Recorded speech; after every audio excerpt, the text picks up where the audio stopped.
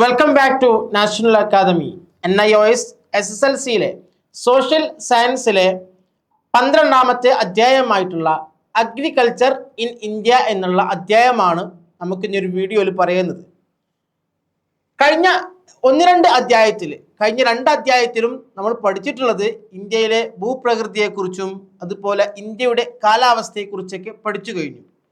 ഇനി നമുക്ക് ഈ ഒരു അധ്യായത്തിൽ ഇന്ത്യയിലെ കൃഷിയുടെ ഉൽപാദനത്തെക്കുറിച്ചൊക്കെ മനസ്സിലാക്കേണ്ടതുണ്ട്. ആദ്യമായി കൃഷി ഇന്ത്യയിൽ എന്നുള്ള ഈ ഒരു അധ്യായത്തിൽ ഇന്ത്യയിലെ ഭൂമിശാസ്ത്രപരമായിട്ടുള്ള കാലാവസ്ഥ, വനം എന്നിവയെപ്പറ്റി കഴിഞ്ഞ അധ്യായത്തിൽ നമ്മൾ പഠിച്ചു. ഇന്ത്യയുടെ നട്ടെല്ലായിട്ടുള്ള കൃഷിയെപ്പറ്റി ഇനിയും നമുക്ക് പഠിക്കേണ്ടതുണ്ട്. ഇന്ത്യയിലെ 70% അധികം ആളുകൾ അവരുടെ ജീവിത സന്ധാരത്തിന് വേണ്ടി കൃഷിയെ മാത്രം ആശ്രയിച്ചിട്ടാണ് ഇരിക്കുന്നത്. നമ്മുടെ രാജ്യത്തെ ജനതയ്ക്ക് മുഴുവൻ കൃഷി ഒരു ജീവിത സന്ധാര മാർഗമാണ്. മനുഷ്യരുടെയും മൃഗങ്ങളുടെയും അടിസ്ഥാന ആവശ്യം നിറവേറുന്നതിന് കൃഷിയാണ്.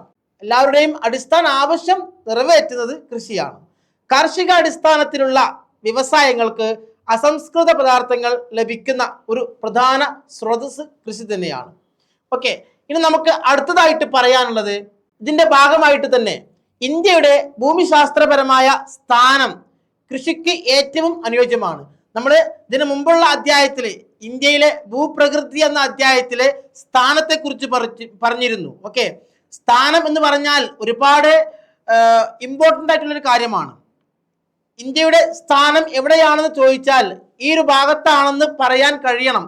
കാരണം ഇന്ത്യയുടെ സ്ഥാനം എന്ന് പറയുന്നത് കാലാവസ്ഥയെയും ഇന്ത്യയിലെ ഭൂപ്രകൃതിയെയും എല്ലാം ആശ്രയിച്ചിട്ടാണുള്ളത്. ഓക്കെ, അപ്പൊ അതുകൊണ്ടാണ് നമ്മൾ പറയുന്നത് കാലാവസ്ഥ വൈവിധ്യം, നീണ്ട കാലം നിലനിൽക്കുന്ന ചില ഋതുകാലഘട്ടം, ഫലഭൂയിഷ്ഠമായിട്ടുള്ള മണ്ണ്, സമതല പ്രദേശങ്ങൾ മുതലായവ കൃഷിക്ക് അനുകൂല ഘടകങ്ങളായി മാറുന്നുണ്ട്. ഇതൊക്കെ നമ്മൾ കഴിഞ്ഞ അധ്യായത്തിലൂടെ പഠിച്ചിട്ടുള്ളതാണ്.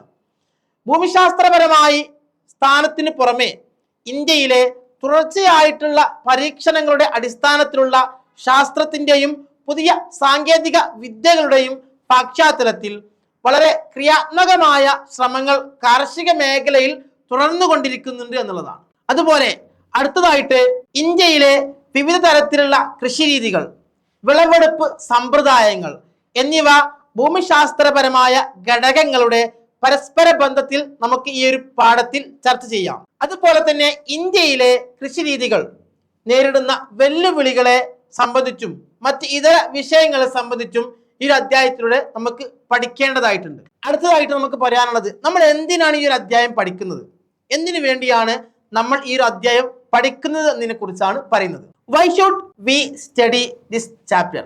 എന്തിനാണ് നമ്മൾ ഈ ഒരു അധ്യായം പഠിക്കുന്നത്? നമുക്കറിയാം, ഇന്ത്യയിലെ വിവിധ തരം കൃഷി സമ്പ്രദായത്തെക്കുറിച്ച് മനസ്സിലാക്കുവാൻ, അതുപോലെ രണ്ടാമതായിട്ട് ഇന്ത്യയിലെ കൃഷിയുടെ സവിശേഷതകളെ വിവരിക്കുവാനാണ്. മൂന്നാമതായിട്ട് ഇന്ത്യയിലെ പ്രധാനപ്പെട്ട വിളവുകളും അവയുടെ ഉപയോഗവും സംബന്ധിച്ച് അനുക്രമണിക ചർച്ച ചെയ്യാറാണ്.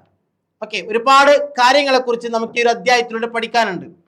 മറ്റൊരു പോയിന്റ് എന്ന് പറയുന്നത്, കാലാവസ്ഥക്കനുസരിച്ചും മണ്ണിന്റെ സ്വഭാവം അനുസരിച്ചുമുള്ള വിളവുകൾ കൃഷി ചെയ്യുന്ന സമ്പ്രദായം കൂടുതലായിട്ട് അടുത്തറിയുവാനാണ്. ഇത്രയും കാര്യങ്ങൾക്ക് വേണ്ടിയാണ് നമ്മൾ ഈ ഒരു കൃഷി ഇന്ത്യയിൽ എന്നുള്ള അധ്യായത്തിൽ പഠിക്കാൻ പോകുന്നത്. ഇനി അടുത്തതായിട്ട് ഇന്ത്യയിലെ വിവിധ കാർഷിക രീതികളെ കുറിച്ച് പഠിക്കാം. ഇന്ത്യയിലെ വിവിധ കാർഷിക രീതികളെ കുറിച്ചാണ് അടുത്തതായിട്ട് പറയാനുള്ളത്. അതില് ഒന്നാമതായിട്ട് ഉപജീവന കാർഷിക സമ്പ്രദായവും വാണിജ്യ കാർഷിക സമ്പ്രദായവും, ഈ രണ്ട് രീതികളെ കുറിച്ചാണ് പറയുന്നത്. എന്താണ് ഉപജീവന കാർഷിക സമ്പ്രദായം എന്ന് പറഞ്ഞാൽ എന്താ? ഇന്ത്യയിലെ ഭൂരിപക്ഷം കൃഷിക്കാരും അവരുടെ ഉപജീവന മാർഗമായിട്ടാണ് കൃഷിയിൽ ഏർപ്പെട്ടിരിക്കുന്നത്, അല്ലെ? അധിക ആളുകളും അവർക്ക് ഒരു ദിവസവും ജീവിച്ചു പോകാനുള്ള മാർഗമായിട്ടാണ് കൃഷിയെ കാണുന്നത്. അപ്പോ കൃഷി സ്വന്തം ഉപഭോഗത്തിന് ആയിട്ട് ആണെന്നർത്ഥം, അല്ലെ? സ്വന്തം ആവശ്യങ്ങൾക്ക് വേണ്ടി മാത്രമാണ് കൃഷി ഉപയോഗിക്കുന്നത്. എന്നാൽ ഇനി രണ്ടാമത്തെ രീതി എന്ന് പറയുന്നത് ഊർജിത കൃഷി സമ്പ്രദായവും വിശാല കൃഷി സമ്പ്രദായത്തെ കുറിച്ചുമാണ്. എന്താണ് ഊർജിത കൃഷി സമ്പ്രദായം എന്ന് പറഞ്ഞാൽ? ഒരു യൂണിറ്റ് കൃഷിഭൂമിയിൽ ഉൽപ്പാദിപ്പിക്കുന്ന തോതിന്റെ അടിസ്ഥാനത്തിലാണ് മേൽപ്പറഞ്ഞ രണ്ട് കൃഷി രീതിയെ നമ്മൾ അനുക്രമിക്കുന്നത്. ഓക്കെ, തോട്ടവിള കൃഷി സമ്പ്രദായത്തെ കുറിച്ചാണ് മൂന്നാമത് പറയുന്നത്. തോട്ടവിള കൃഷി സമ്പ്രദായം എന്ന് പറയുന്നത് അത് അസ്വാഭാവികമാണെന്ന ആണെങ്കിൽ കൂടിയും ഇപ്പോൾ വളരെ പുരോഗമിച്ചു കൊണ്ടിരിക്കുന്ന രീതിയാണ്. വിപണന ലക്ഷ്യവും അതുപോലെ വിപണന ലക്ഷ്യം മാത്രം അടിസ്ഥാനമാക്കി ഏക വിള കൃഷിത്തോട്ടമാണ് മേൽപ്പറഞ്ഞ രീതിയിലുള്ളത്. അതുപോലെ തന്നെ തേയില, കാപ്പി പോലെയുള്ള അല്ലെ റബ്ബർ, വാഴത്തോട്ടം, സുഗന്ധദ്രവ്യങ്ങൾ ഇതൊക്കെയാണ് തോട്ടവിള കൃഷിയുടെ ഉദാഹരണങ്ങളായിട്ട് പറയുന്നത്. 19-ാം നൂറ്റാണ്ടിൽ ബ്രിട്ടീഷുകാരാണ് ഇവയിൽ മിക്കതും ഇന്ത്യയിൽ ആദ്യമായി പരീക്ഷിച്ചിട്ടുള്ളത്. ഇനി നാലാമത്തെ സമ്പ്രദായം എന്ന് പറയുന്നത് മിശ്രിത കൃഷി സമ്പ്രദായമാണ്. എന്താണ് മിശ്രിത കൃഷി സമ്പ്രദായം എന്ന് പറയുന്നത്? കൃഷിയിടങ്ങളിൽ കൃഷിയും കാലി വളർത്തലും ഒരേ സമയം നടത്തുന്ന സമ്പ്രദായത്തിനാണ് മിശ്രിത കൃഷി സമ്പ്രദായം എന്ന് പറയുന്നത് അല്ലെ. അതില് മറ്റു കൃഷിയിടങ്ങളിലെ കർഷകരെക്കാൾ ഇവിടുത്തെ കർഷകർ സാമ്പത്തികമായി ഉയർന്നവരായിരിക്കും എന്നുള്ളതാണ്. ഓക്കെ, അപ്പൊ ഇത്രയും കാര്യങ്ങളാണ് നമുക്ക് ഈ ഒരു അധ്യായത്തിൽ പഠിക്കാനുള്ളത്. ഇനി ഇതില് പ്രധാനപ്പെട്ടിട്ടുള്ള ക്വസ്റ്റ്യൻസുകൾ എന്തൊക്കെയാണെന്ന് നോക്കാം. ഈ ഒരു അധ്യായത്തിൽ എന്തെല്ലാം ക്വസ്റ്റ്യൻസുകളാണ് ഇമ്പോർട്ടൻ്റ് ആയിട്ടുള്ളത്? ഇമ്പോർട്ടൻറ്റ് ക്വസ്റ്റ്യൻസുകളെ കുറിച്ചാണ് നമ്മൾ ഡിസ്കസ് ചെയ്യുന്നത്. ഒന്നാമത്തെ ക്വസ്റ്റ്യൻ എന്ന് പറയുന്നത് പരുത്തി കൃഷിക്ക് ആവശ്യമായ ഭൂപ്രകൃതി, കാലാവസ്ഥ എന്നിവയെ പറ്റി 3 കാര്യങ്ങൾ വിവരിക്കാനാണ് അല്ലെ. അതായത് പരുത്തി കൃഷിക്ക് ആവശ്യമായിട്ടുള്ള ഭൂപ്രകൃതിയെക്കുറിച്ചും കാലാവസ്ഥയെ എന്നിവയെ പറ്റിയൊക്കെ 3 കാര്യങ്ങൾ വിവരിക്കുവാനാണ് പറയുന്നത്.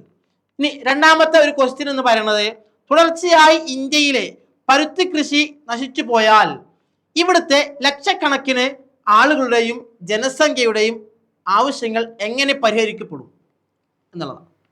മൂന്നാമത്തെ ഒരു ക്വസ്റ്റ്യൻ എന്ന് പറയുന്നത് വാണിജ്യ വിളകളെ എന്തുകൊണ്ടാണ് നാണ്യവിളകൾ എന്ന് വിളിക്കുന്നത്? ഈ ഒരു 3 ക്വസ്റ്റ്യൻസ് ആണ് വളരെ പ്രധാനമായിട്ടും നമുക്ക് പഠിക്കാനായിട്ടുള്ളത്. ഇനി ഇതുവരെ പറഞ്ഞ കാര്യങ്ങൾക്ക് അപ്പുറം കൂടുതലായിട്ട് കാര്യങ്ങൾ ഈ ഒരു അധ്യായത്തിൽ നമുക്ക് പഠിക്കാനുണ്ട്. അപ്പോൾ കൂടുതൽ അറിയുവാനും പഠിക്കുവാനും താല്പര്യമുള്ള വിദ്യാർത്ഥികളാണ് നിങ്ങളെങ്കിൽ ഞങ്ങളുടെ നാഷണൽ അക്കാദമിയിൽ ജോയിൻ ചെയ്ത് അഡ്മിഷൻ ഉറപ്പുവരുത്തുക. Thank you to all.